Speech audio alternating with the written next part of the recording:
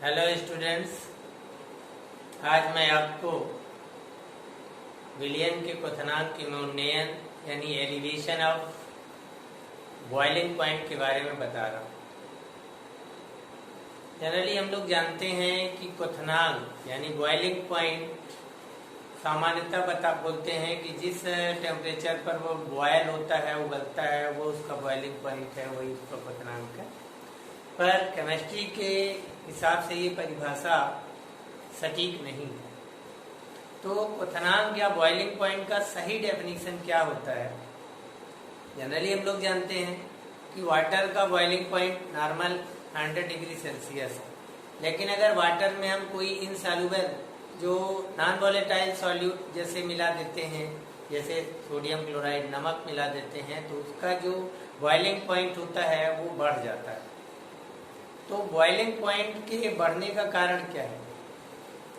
तो boiling point को पहले हमको समझना पड़ेगा कि बॉइलिंग पॉइंट है क्या, तब हमको समझ में आएगा कि उसमें कोई चीज मिलाने के बाद बॉइलिंग पॉइंट बढ़ता क्यों। तो बॉइलिंग पॉइंट की डेफिनेशन है कि बॉइलिंग पॉइंट किसी लिक्विड का वह टेम्परेचर होता है जिस पर उसका वेपर प्रेशर एटमॉस्फेरिक प्रेशर के बराबर हो जाता है। यानी किसी भी द्रव का वाष्प दाब जब वायुमंडलीय दाब के बराबर हो जाता है तो उस टेम्परेचर पर वह उबलता है और वही उसका बॉइलिंग पॉइंट कहलाता है। तो देखते हैं कि जैसे मान लीजिए ये सॉल्वेंट हमारे पास है, सॉल्वेंट के वेपर प्रेशर को टेम्परेचर के साथ प्लॉट किया गया है। यानी टेम्परेचर यानी ताप जब हम बढ़ाते हैं तो वाष्प दाब में क्या परिवर्तन होता है, तो ताप जैसे विलायक का हम बढ़ा रहे हैं तो उसका वाष्प दाब वेपर प्रेशर क्या होता है, बढ़ता चला जाता है। तो यहाँ पर ए बी जो कर्व है उस कर्व में देखते हैं कि पॉइंट जो एक्स है उस एक्स पॉइंट पर सॉल्वेंट का जो वेपर प्रेशर है वो एक वायुमंडलीय दाब के बराबर है। एक वायुमंडलीय दाब मतलब बैरोमीटर में पारे की ऊंचाई 76 सेंटीमीटर या 760 मिलीमीटर के बराबर पहुंच जाता है। यहाँ पर देखते हैं कि जब हम उस सॉल्वेंट में कोई सॉल्यूट नॉन वोलेटाइल मिला दिए, उस कंडीशन में उसका जो वेपर प्रेशर होता है, नॉन वोलेटाइल सॉल्यूट मिलाने पर सॉल्वेंट का वेपर प्रेशर क्या हो जाता है, कम हो जाता है। तो वेपर प्रेशर कम जब हो गया है तो उस वेपर प्रेशर को एटमॉस्फेरिक प्रेशर तक पहुंचाने के लिए अधिक ताप की आवश्यकता होती है। तो यहाँ पर देखते हैं कि सीधी कर्व जो है ताप के साथ वेपर प्रेशर में परिवर्तन को प्रदर्शित करता है। किसके लिए? सॉल्यूशन के लिए।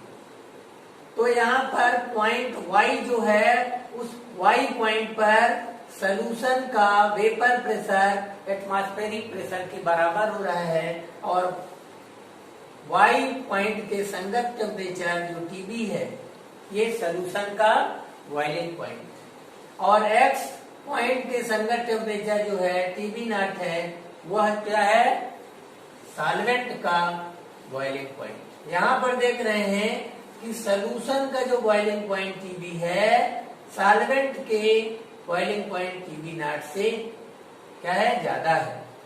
तो सॉल्यूशन के बॉइलिंग पॉइंट और सॉल्वेंट के बॉइलिंग पॉइंट का जो डिफरेंस होता है उसे कहते हैं एलिवेशन ऑफ बॉइलिंग पॉइंट या क्वथनांक का उन्नयन।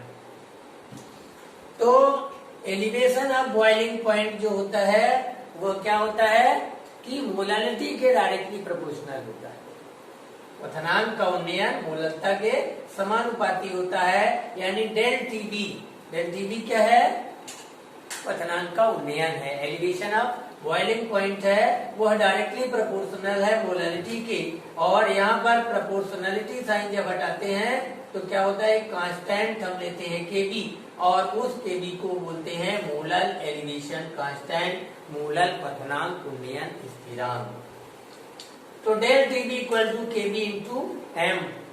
तो Kb जो है क्या होगा, क्वथनांक उन्नयन के बराबर होगा। मूलल क्वथनांक उन्नयन स्थिरांक क्वथनांक के उन्नयन के बराबर होगा तब जब मोलालिटी क्या हो, मोलालिटी 1 हो। तो यूनिट मोलालिटी वाले सोल्यूशन के लिए जो एलिवेशन ऑफ बॉइलिंग पॉइंट है, क्वथनांक का उन्नयन है, वह मोलर क्वथनांक उन्नयन स्थिरांक के बराबर होता है।